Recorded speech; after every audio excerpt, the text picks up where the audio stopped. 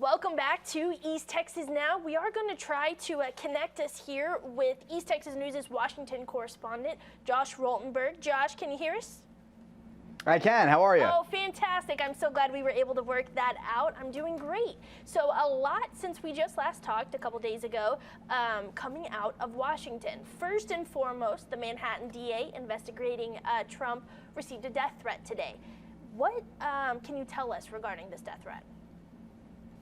Yeah, so the FBI and the New York Police Department are investigating a letter that was sent to Manhattan District Attorney Alvin Bragg. It contained both a death threat and a white powder. Now, the white powder ended up being nothing, but the death threat included a message that said, quote, "Alvin, I am going to kill you."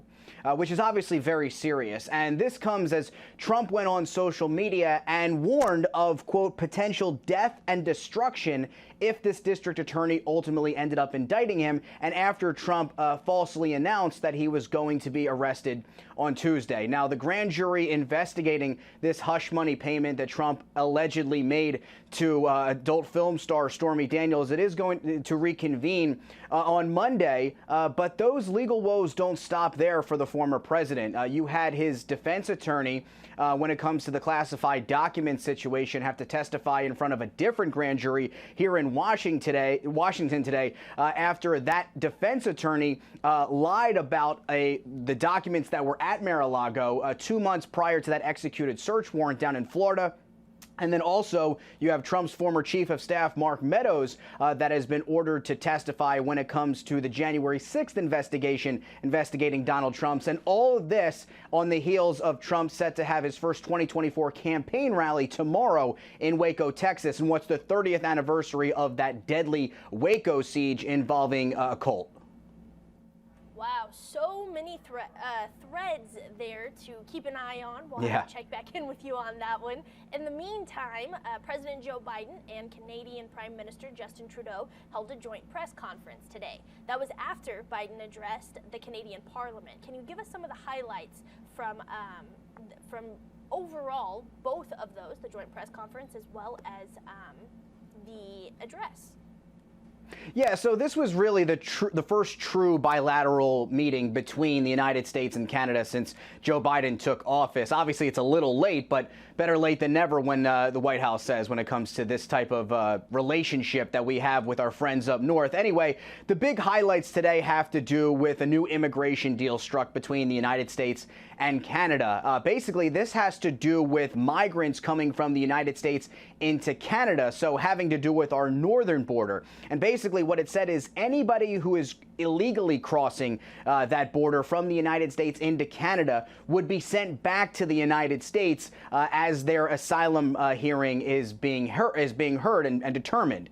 President Biden ultimately said that the United States will have Canada's back through wartime and through peacetime, and this is a direct show of that. Now, in the meantime, they also talked about the United States asked Canada to spend more and to speed up its defense spending, specifically when it comes to NATO. Also, they talked about the Chinese spy balloon and Chinese election interference in Canadian elections. First, with the spy balloon, obviously, we know that that spy balloon passed through Canada before it came through the northwestern part of the United States. And so the United States and Canada are looking into modernizing NORAD, which oversees anything going through North American airspace. And then when it comes to election interference with China in Canada's elections, the Prime Minister of Canada, Justin Trudeau, said that whether it's China, whether it's Russia, whether it's Iran or any other autocracy, it's a real problem for Canada. So this was a really productive meeting between the two, and the president will be back in the United States later tonight.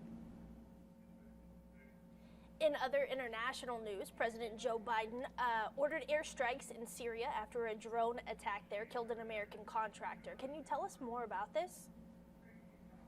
Yeah, so the Secretary of Defense, Lloyd Austin, called this a proportionate response after there was an Iranian-made drone that hit a U.S. base in northeast Syria that killed a contractor and wounded 5 troops.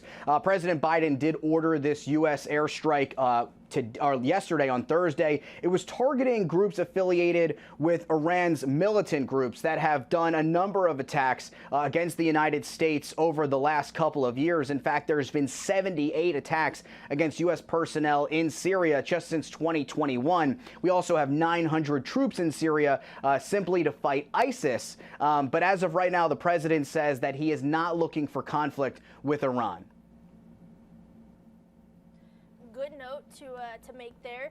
Back here in the U.S., House Republicans passed a bill that they say would increase parental rights in the classroom. So what exactly is in that bill, and what are the chances of it actually clearing the Senate? Yeah, so this is called the quote-unquote Parental Bill of Rights Act, and it would do a number of different things according to House Republicans. It would require schools to give parents a list of books and reading materials in school libraries.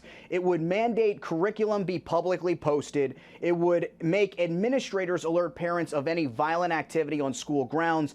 But then for elementary and middle school kids, it would make them get permission from their parents before changing their gender, pronouns, their names, and which locker rooms or bathrooms they would use. Now, you have Democrats here on Capitol Hill that are calling this basically a stunt, and they're saying that this would not do anything. House Minority Leader Hakeem Jeffries said other than shove the MAGA agenda down the throats of parents.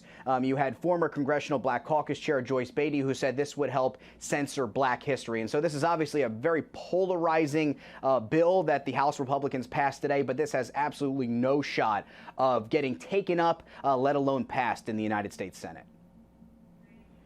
Also good information to know, Josh. Thanks for stopping by with the latest out of Washington. I'm sure we'll chat again soon.